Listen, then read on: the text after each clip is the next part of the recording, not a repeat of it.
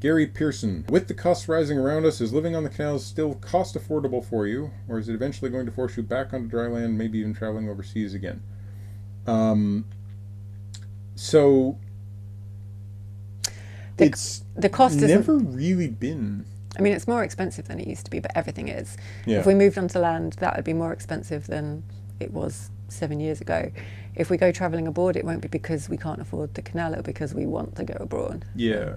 Yeah, moving onto dry land here would be, I think, More expensive. more expensive than being on the boat. And we'd be stuck in one place. Yeah. And definitely the traveling overseas would be, especially the places we like to travel and the way we like to travel, it would be more cost effective. But that wouldn't be what drove us to do it. Like that's just, yeah, we just need to see the world. Next one, Alfie Barlow. Out of all the canals and rivers you have done, which one has been the most challenging? The one we're on. Yeah. No. The one we did last week with the Cauldron Hebel handspike. Yeah, no, that was just pain. See, there's been lots of pain. The most challenging, the River Irwell was the most challenging in terms of... The most dangerous. Most dangerous and the most sort of technically difficult. And also kind of hardest to get to because we had to go up the Manchester Ship Canal to do it. You don't have to, you can come from the other way. way. You could do it the other way.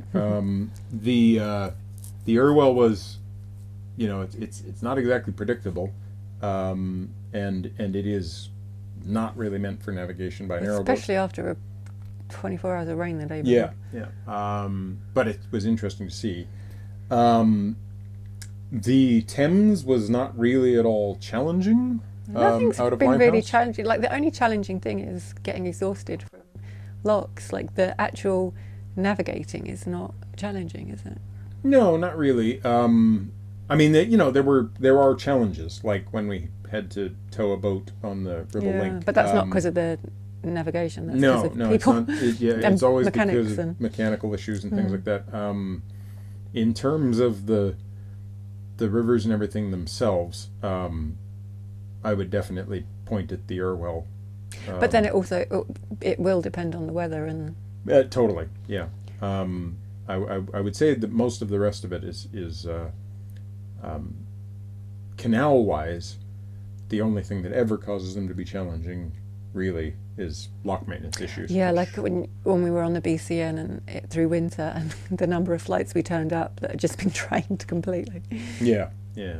Which is challenging because you kind of have in your head like, oh, there's 7 locks, that'll take this X amount of time, and they're empty. Yeah. And then you've got a different problem. And you're on canal time, so you know not to have a schedule, but you kind of have in your head that like, oh, we're moored up by lunchtime, and yeah. No. But the problem is that to say is this one more or less challenging? Well, the same challenge would apply everywhere depending on the circumstances. So yeah. Phil Driver, are you heading to Leicester in the foreseeable future? We've been there once. It's not on the plan. It's not on the plan at the moment. Because we've done the Southern Grand Union so many times now. Like, well, not the southern bit, but we've been down to Slough and back, and up to Crick and back. So yeah, I've kept wanting to go down the Leicester Arm. It's beautiful. Like, we really liked kind of Mount Sorrel and Leicester, the Golden Mile, and. Yeah, and there's people I'd like to reach out to and see, and there's stuff that I'd like to have spent a little more time in Leicester. Like, I was there for a little while, but I didn't really get to get a feel for it. But yeah, just because of hitting the Montgomery and then the Severn and then Basingstoke, it's not on the list of likelies. No. But never know. But if we get there. Be nice to do. John Powell, are you planning on cruising all winter, or will you moor up for the worst weather, or in the worst weather? This year we are probably going to be CCing, but around the same city. Yeah, we have things we need to do. That mean we will not be moving a lot this winter. Once we get there, we're staying there. Well, in the area. Yeah, we will be sort of moving around. Kind of public transport, range. Yeah. And yeah, bad weather doesn't put us off. Like Yeah. moving in bad weather is, oh, I mean, Yeah, it can be rain's fun. miserable, but yeah, like snow is fun. Ice kind of stops you, but Yeah, but like I enjoy when we cruise in winter. I enjoy when we cruise in winter and then we come back in and the fire's been on. Yeah. Joanne, is that 2 L's or is that Eiler? Eiler, maybe, I don't know. Do you think you would quit narrowboating someday? Oh, and how's George? George is good. George is good. Yes. Yes. I can't see us doing this continuously forever. I can see us wanting to do something new very soon. I could potentially see us coming back to this at some point. But yeah. It's a very interesting way to see the UK that you can see from the canals and rivers. There is, however, a limit to the amount of the UK you can see from canals and rivers. And it is nice going around the second time in a different season, in a different direction, to places that we pass through fairly quickly. Yeah, but the number of times you can do that is limited. Is limited, and also there's just more to the world. That's what I was going to say when we were talking about the IWA locations and potentially taking the kayak. You've seen a lot of this country, but there's a lot you haven't seen. Oh yeah, no, that's really true. Like, I'm always extremely aware of the fact, like when we went to Sheffield and Dan showed up and took us for a drive up into the Peak District. And I'm just like, this exists? I didn't know this was like a thing. 10 miles from the canal. It's always been within walk of a canal or within walk of a river, so I don't know what's outside of that area. I still have no idea what Essex is. But yeah, there's so much of. I've seen a lot of England in a narrow boat context. There's a lot that's outside of that context, and yeah, the only way I can say us staying here is if we wanted to keep a home base while we were away, if we could afford to do that. Yeah. I mean, because I don't see moving into a house on land again for long. I don't know how that works, other than necessity drives. But it's not my type of life. So, vlogs are weeks behind, but missed you coming up through the Tinsley flight. No, but have I missed you? Have I missed you coming up through the Tinsley flight? Yes.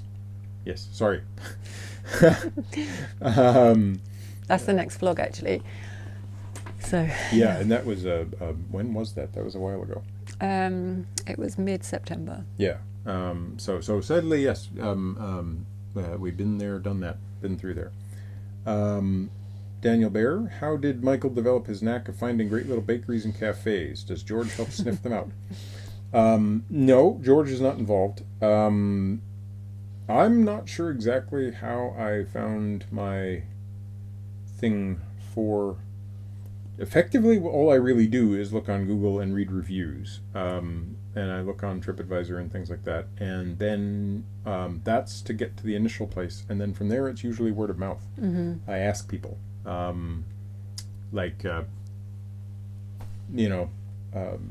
Went into a bakery, Indian bakery, and was like, where can I get a good Karak chai? And they pointed me in a direction. I'm like, okay. Would never have gone into that place, but now I've gone there. And same thing with coffee and stuff. And hot chocolate. And baked goods and things. Sometimes it's just plain luck. Like finding them in a market or whatever. But a lot of times it's looking around, seeing reviews, and then getting into conversations and building from there.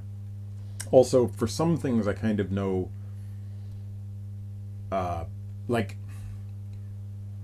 if it doesn't have my aesthetic sense, it's probably not compatible with me. Yeah. And you avoid chains. Yes, yeah. Well, that's part of the it doesn't have my aesthetic sense. But yeah, I like little places run by people who care about what they're doing. And you can tell if somebody cares about what they're doing based on either who's there, because there is the little family restaurants in Vietnam and everything, and it's all about everybody having time with each other while they're doing something to make money. And then there's the places where there's care and attention put into the presentation and the way things are done. And yeah, if it fits, I can recognize it. And also, when it comes to baked goods, smell. Oh, that's a good name. Ain't nobody. I like that.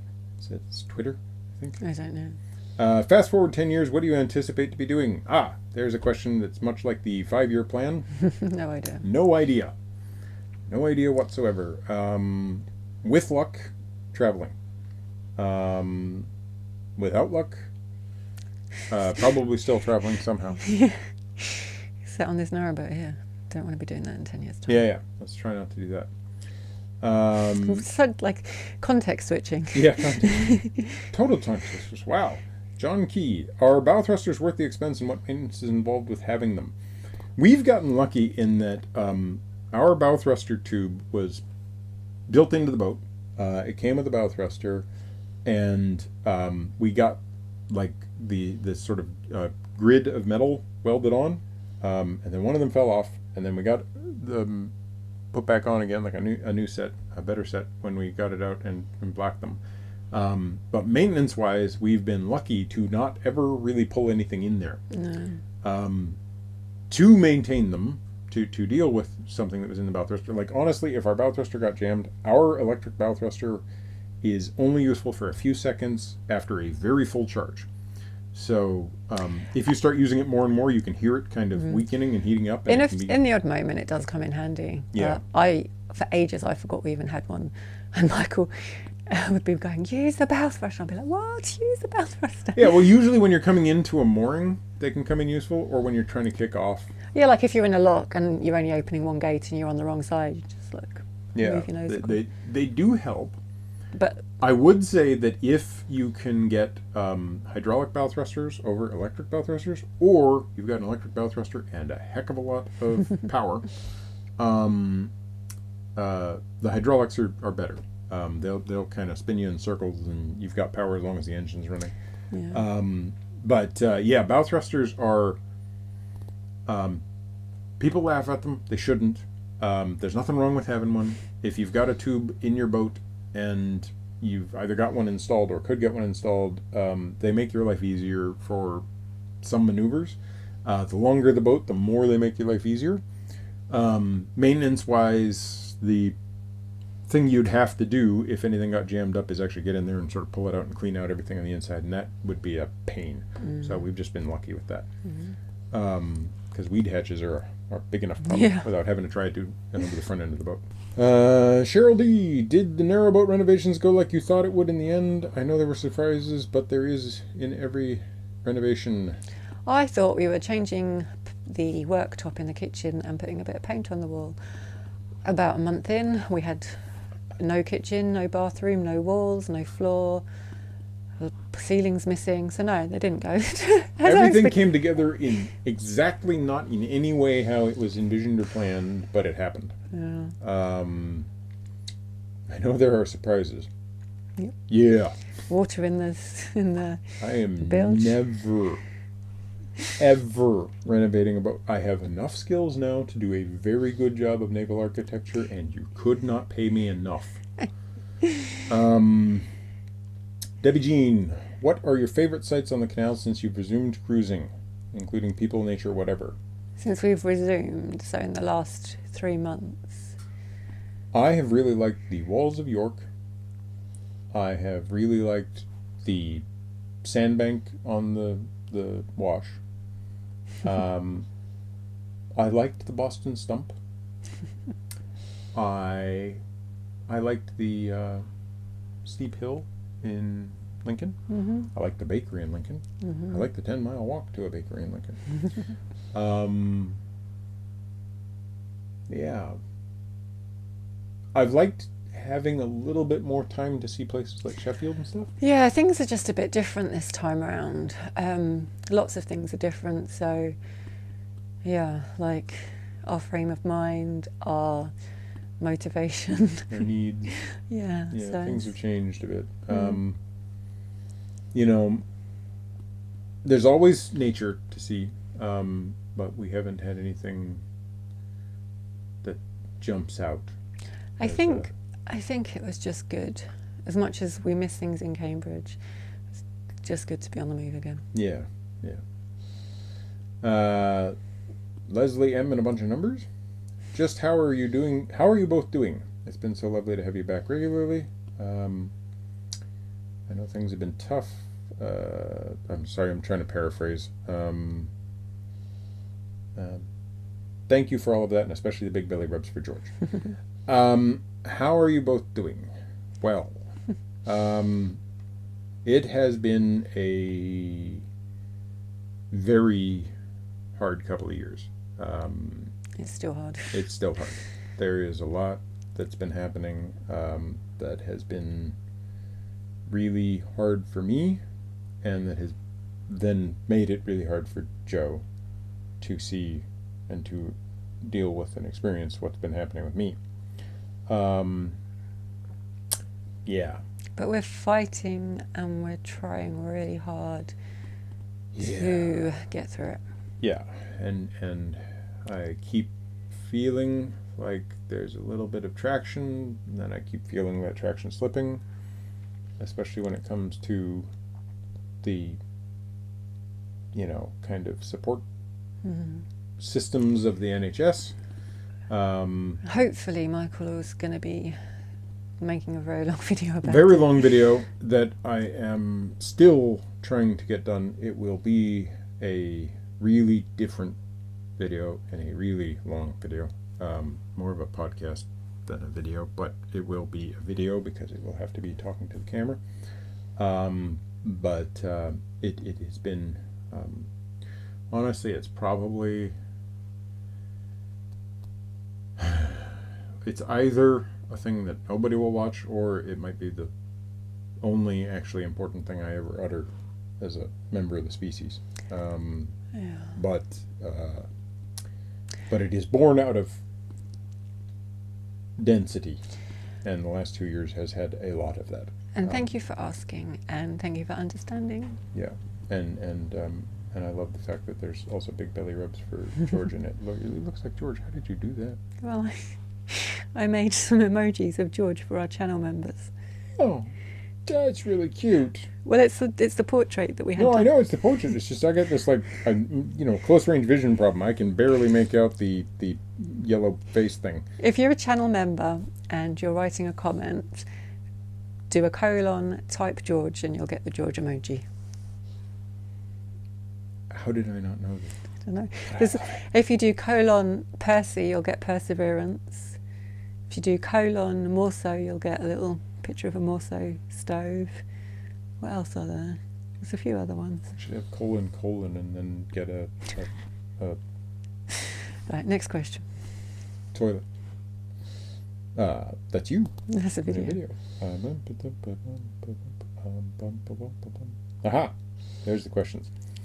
Art by TCT. Have you had the chance to see the Mon and Breck Canal? Monmouth and Breckenshire, my favorite, but not connected. I wish it was connected. We have not had a chance to get over there and see it. I've wanted to see it since we first saw it on a map. It's in an area of Wales that I've always wanted to visit, and hopefully at some point we can afford to rent a boat on there. We will not be taking Perseverance there because ocean. But It's not connected. yeah, it's really not connected. But by all accounts, Monmouth and Breckenshire is absolutely beautiful, and again, the region I would just love to do. So yes, thanks for the recommendation. Gina Colby, how is George doing? We've covered how George is doing. He's doing very well, but we did cover that in the last video. Varakai? Is that a Kai? Varakai voyages. Which of the routes across the Wash would you recommend, considering doing it in either May or August, if that affects it? Well, in terms of the time of year, talk to Daryl, the pilot that we use is absolutely recommended. And Okay, so I think both routes are perfectly fine. And at that time of year, they should be fine as long as the weather lines up. If you're coming from Boston, I would go to King's Lynn and the Great Ouse, because as lovely as the Nene is, that whole system, the Great Ooze system, is much nicer. Yeah. Personally. Now, if you've got to do it with multiple boats, then you might find it better to go the route across to Wiz Beach. Yeah, you go to Wiz Beach, you go under Sutton Bridge, and then you get to Wiz Beach, and then you get to Peterborough. Yeah. And it's just, But it's it's nice. just more manageable with. Yeah, it's a straight line. When you go to King's Lynn, the river, you have to You have to do a bit of maneuvering, and yet if you can make the trip from Boston to King's Lynn, you get rewarded of going through King's Lynn and arriving in Denver and then having the whole of that system to see if you want to. Yeah, if you're going the other way, if you're going, now we haven't done Wiz Beach to King's Lynn or King's Lynn to Wiz Beach. You can do that. We haven't done that. Just do it and make sure you stop on the sandbanks. It'll be amazing whichever way you do it. Yeah, and if you're going northbound to Boston, the advantage of going the Wiz Beach route really is you're not going to go out into the deeper water, and you probably get a little bit more time on the sand. If you go the other route, you're going to have a longer chug. I don't know. We haven't done that one. Speak to Daryl. Speak to Daryl about it. But just try and make sure you got time on the sand and actually get off the boat. That's the thing to do. And just do it. and in terms of May or August, I would tend to say the August is probably going to be the much nicer weather for being out on the sand. But it's England, so you don't know. Yeah, it's England. Hazel Spencer, not a question, but it was nice to see you pass our boat today. Shepherd Bridge. Eric, We were tired then. Yeah, so tired. But always nice to have been seen. And Sorry, we didn't wave. yeah, sorry we didn't wave. But yeah, thank you. David Duvall. We are narrowboaters ourselves, and we enjoy your non-clickbait vlogs. Currently near Newbury, heading London. May look forward to next vlog. Heading London way. Oh, enjoy London. That's Julie and David. That's no question. There's no question there. I do a little bit of clickbait sometimes, but I try not to. Yeah, the problem with the, because the video that's going to come out that I'm trying to work on is going to end up with a clickbait title, because it's how YouTube works. It's how YouTube works. And it really is not an attempt to get the extra clicks. It's just so it could just be seen. Yeah. It's the same with the thumbnails. If Joe changes the thumbnails out and one of them gets more traffic than the other, then it just makes sense to use the thumbnail. Same with titles and things. I get why people do it, but I don't there's a kind of line I'll go to that I won't cross because I hate we it. try not to do the thing with the Mr. Beast face thing. Yeah, you got your mouth open. But the reality is that it's whether it's the algorithms driving it or it's the people watching that tells the algorithms what to do. If you don't want to do it, but if you don't follow the rules, then you watch a video just drop off for no reason. The content's fine, but if I said taking our boat across the wash from Wiz Beach to Boston, I'd get a certain amount of views. If I said taking our boat out to sea, you'll probably get double. Yeah, so, and the thing is that either way, when we're talking our size channel, double the views, triple the views, whatever, we're not talking any significant extra revenue. It's significant ever more people watching it. It's just going to get it in front of. So instead of, because not everybody gets the bell thing clicked, and even the bell thing, I've got channels that I'm subscribed to, but I don't get a notification unless YouTube thinks that it's going to get you some ad views and stuff. And so it's just one of those things where I get why people do it, but I really try my hardest not to. Yeah, and yet at the same time, if you don't play their game, then you guys wouldn't see the videos at all. They wouldn't even be recommended. But I'll only do it if it's relevant, Oh yeah. I don't think we've made any there is no content related to the title. It's always related. Yeah. And yeah, we don't like dramatize things that weren't dramatic or whatever. I don't know. And I could probably do it a lot more than I do. I know I could. I know I'm lucky in that I only rarely get asked. Penny Nos and a bunch of numbers. I always want to assign meaning to the numbers, but you never know. It's probably just random. I'm sure you mentioned it many times, but how old is George? George is currently 13. 13 and a half. And if you settled on the cut, would it be in a marina? No. No, thank you. No, we liked the farm side mooring that we had. The marinas that we've been to have been pleasant and nice, but not for us. We got really lucky because we were in a basin, so we didn't have the traffic going past, but we weren't like side on with boats. So it was good. Yeah, but definitely I couldn't imagine marina life for us. Not that the people aren't nice, not that the marinas aren't nice, not that the services aren't nice. It's just not like getting George onto a pontoon is enough of a problem already. That one's not new. Okay. No, we're done. So I think we're done. Whew. Yeah, and thank you for all the questions. I've enjoyed doing this one again. I'm glad we've done it.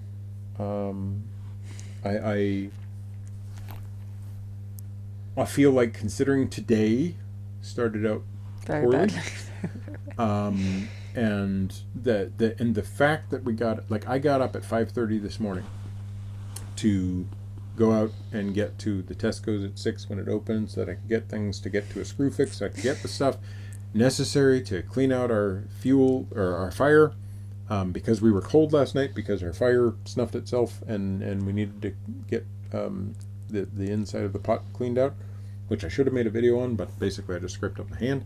Oh, we can do it again. Oh yeah, no. Or no, fake it.